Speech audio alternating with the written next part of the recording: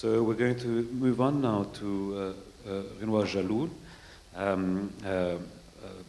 She is a former member of parliament, as we've already heard.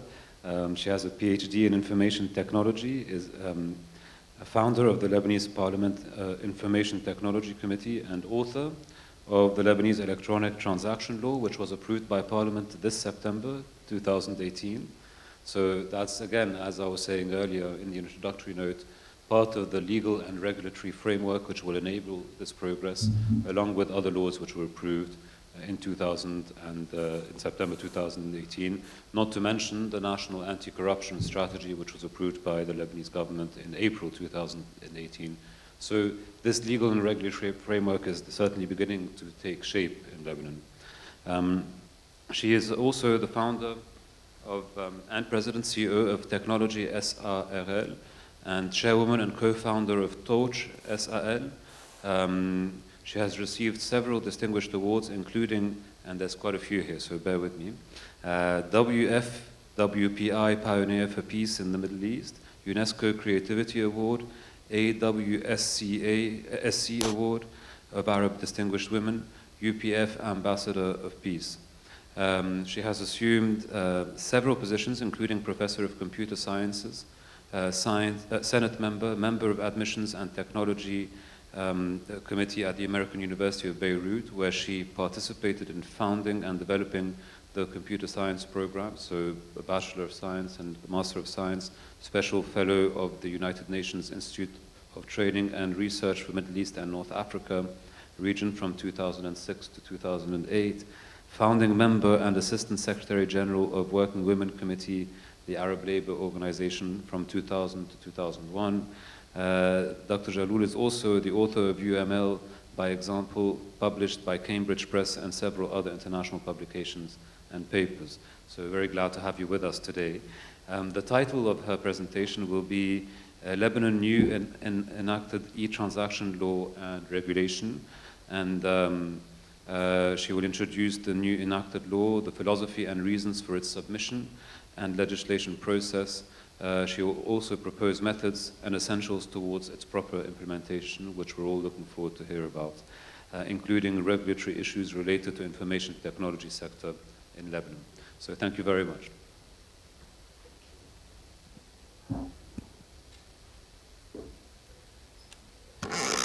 Good evening. Is the voice okay now? Yeah. I'm pleased to be here amongst you, and I want to start by apologizing more for my voice. It has flu, not me, it's only the voice.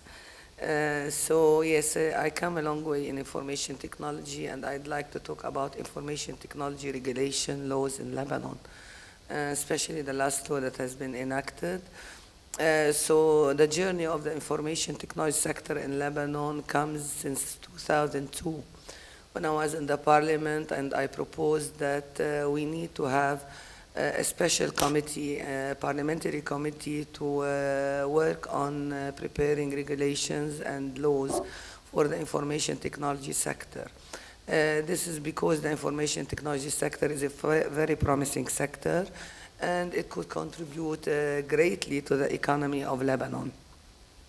So the committee was established, and in 2003 or 4, it was a long way ago, as a researcher initially coming from an academic background, I researched what was happening in this sector and proposed the e-transaction law for Lebanon that was based on UNICITRAL law of the United Nations and also many other laws that were researching other countries what have been doing. And this is where the e-transaction law started in 2004, and the Information Technology Parliamentary Committee with other committees in the parliament studied that, and we involved all the ministries. The reason for that, why in the parliament, because in Lebanon, unfortunately, at the level of the government, there is no single entity, unfortunately, or regulatory body which is responsible for taking care of the sector. So it has been the work in the parliament where it was studied, or definitely more acts and updates were added to it as the time passes, and many committees were involved until it was finished from the parliamentary committee and also a special committee of the joint committees of the Parliament in 2009. And this is where I didn't run again for election. That law stayed in the Parliament until this year in September. Our Parliament took the courageous step of recognizing and establishing this law. There's one addition here, is that in 2007, when the government was working or attended Paris 3 to support Lebanon, this law was part of the projects that were submitted to Paris 3 for Lebanon economic support, and we were given, or actually, 1 million euro somewhere were decided for Lebanon for the implementation of this law. This is how much it will need. But this money were never received because the law was not enacted in 2007, as I mentioned. So our legislation process have been really close to the story of a turtle and a rabbit. So the turtle finally arrived and the law is enacted in September 2018. Just as a diversion a little bit, in 2002 as well, and as a group of former Prime Minister Rafiq Hariri, we established also two important legislations in the Parliament. One, to establish a regulatory commission for electricity sector, and the other for the telecommunications sector. They are legislated in the law, but they have never given the chance to be established or to do their job properly as your regulatory committees are doing. And this is very unfortunate because our sectors in the telecom and the electricity sector are by and large monopolized, and they are the electricity is one of the largest problems in Lebanon nowadays. So back to the IT sector, the law is very important. It was written with a philosophy. So the Lebanese laws come from the French laws, and they are kind of standard. And many things we should not change them. They come from French, and the mentality is that they should stay as they are. But we needed anyway to update all the Lebanese laws. So we needed to update the civil code, the punitive law, the e-commerce law, and the protection law, the consumer rights law, and everything else. E-commerce to follow up what was happening in the world.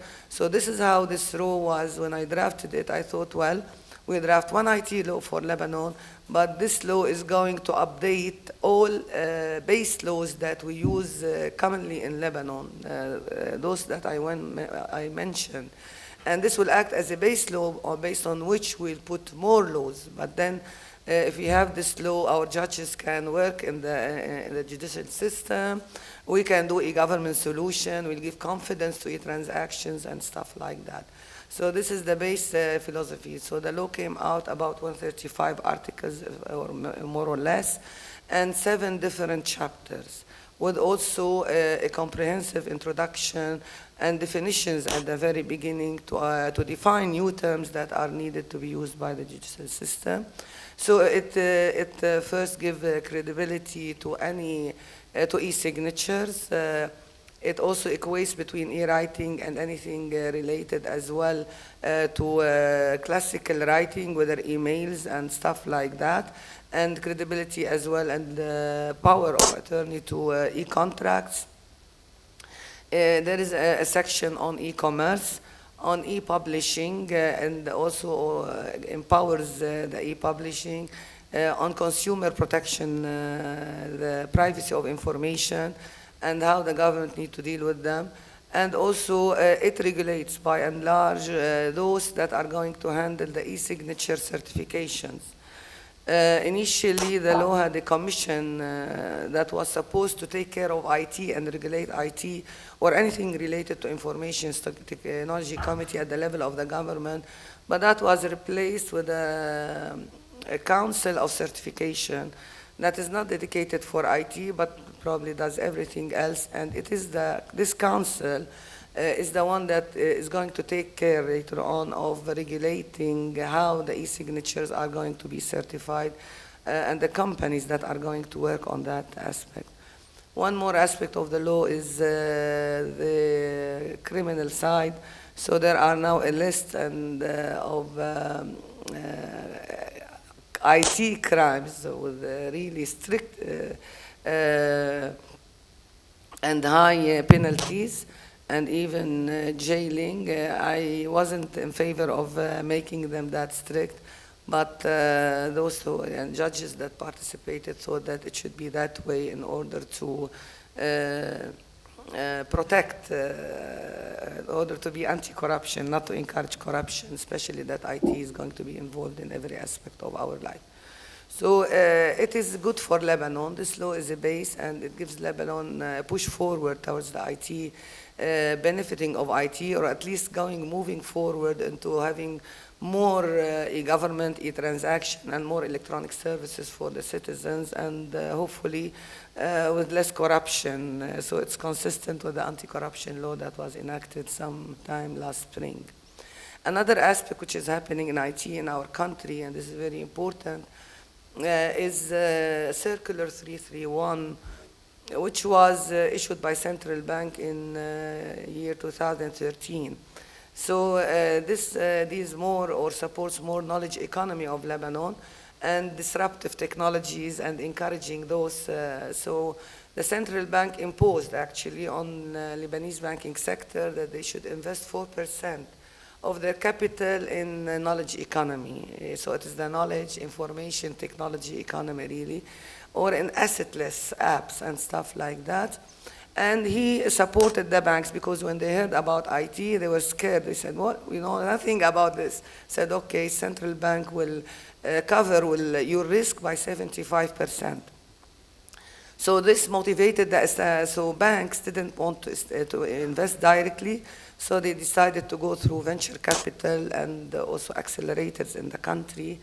And this motivated the establishment of accelerators, VCs, for that particular sector, and also new companies that has interesting, innovative apps. We don't have any disruptive apps so far, but hopefully that should be coming soon, or a unicorn in Lebanon. But we have kind of funding for this sector, and this is regulated by the central bank. Torch, as mentioned, is one of kind of a unique SRL company. So all of us had to be SRL in order later on to be able to sell shares in a kind of an IPO system that the central bank is developing. So Torch was established as a boot camp. The emerging IT ecosystem detected the need for people who are IT. We graduate computer science, we graduate MIS, and we graduate 32 different disciplines under different names in Lebanon, and none of them is really IT in the sense of applied IT that can create or have the knowledge, the skills to allow our graduates to go into the knowledge economy. And this is where we were called upon as technology. We have 17 years experience in private sector and practical IT skills and needs. We were called upon to establish boot camp. We called it Torch because when you start the Olympiad, you carry a torch, allowing everybody. So we're a bit emotional about it because we're the IT people. And we established Torch as a boot camp that attracted graduates from the sort of all the IT disciplines that we have in Lebanon, and trained them for 14 weeks to help them to bridge the skill gap and help them to transit to the knowledge economy. We have 354 graduates, and 10% of them now decided to become entrepreneurs and are at accelerators and have their startups. The rest decided not to take the risky steps of an entrepreneur and are working with high salaries in Lebanon compared to the salary scale of Lebanon, more than 50% of any regular salary scale. So the situation of Lebanon at large is that now we have an information technology committee in the parliament, which is great, because this committee will look after the laws probably. The unfortunate story is we don't have a dedicated body or regulatory body in the government to correspond to that. So we have usually a parliamentary committee in communication, we have a Ministry of Communication, and so for all other disciplines. And the communication ministry is focusing more on the infrastructure that we are still working on. So I think this is a gap. And even the Council of Certification is not dedicated for IT. One unfortunate issue that happened when the law was updated after I left the Parliament is that we used to have registration of domain names for the .gov.lb in the Ministry of Economy, and the registration of the general names at AUB and then by a special commission. Now, according to this law, they are in the Ministry of Public Reform.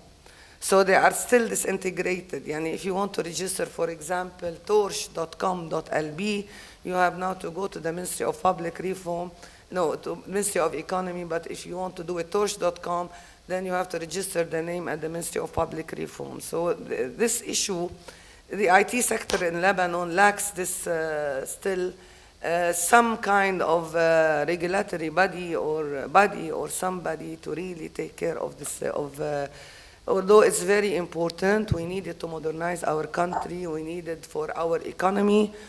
It is an opportunity of Lebanon because it is based on Lebanese. E-transactions means e-government, means anti-corruption, if we really want to go in that direction. And helping or regulating companies in the IT sector and looking after them and putting some probably kind of incentive of regulation is also important because knowledge economy, Lebanon is famous for its youth, for its entrepreneurial spirit, for its people. And these people, if given the right support and with IT, they can contribute lots in terms of the GDP to the economy of Lebanon. I want to mention, for example, we have now petrol that we haven't had the chance to bring it out, I don't know when, but Facebook alone have the same value as the petrol of Lebanon.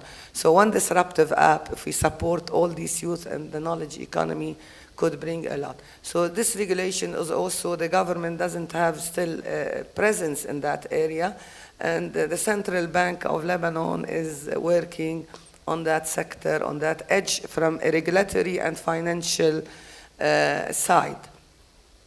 So this is the story of the IT in Lebanon, and I hope that as we had this law, we'll have more to come. And we really need to work on more issues. I would like to say in the knowledge economy, we are not that late in terms of regulation. What the central bank is doing is great, as long as there are funds for that. Because even I was coming from an economic conference in Barcelona, and even Europe now, it's a Mediterranean conference, they were debating if we want to regulate, do we really have to regulate? Is it good to regulate this knowledge economy or not? It is still new from the side of the knowledge economy, because, for example, one example, we don't know if it's good to stop Airbnb from, because Airbnb, if you start it, it could affect the neighbors and the neighborhood, because they will be annoyed by people coming to live in their houses. But on the other hand, it's a source of income for these people.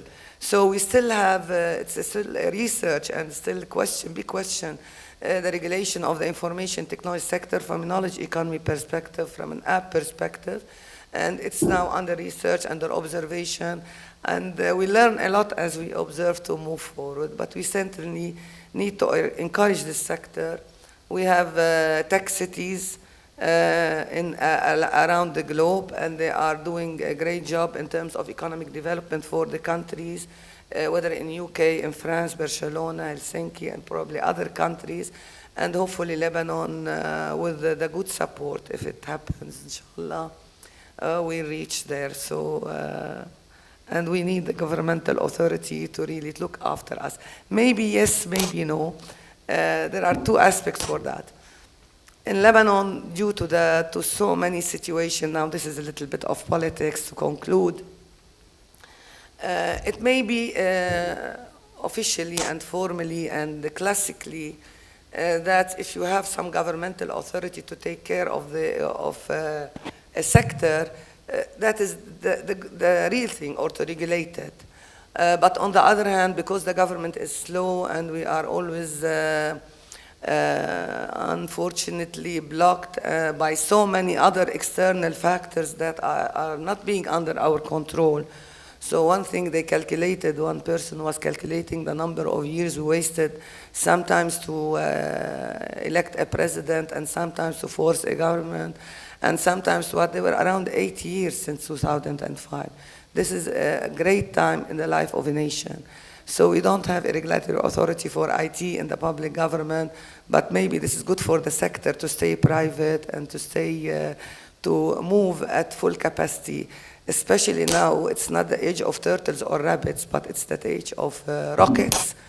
And IT is moving at the speed of a light to the extent that changes in the world are happening and affecting our lives. And we don't see how they are progressing because it's happening so fast, but we are living the impact. So maybe leaving it to the private sector only is what's needed these days. Thank you so much. Thank you very much.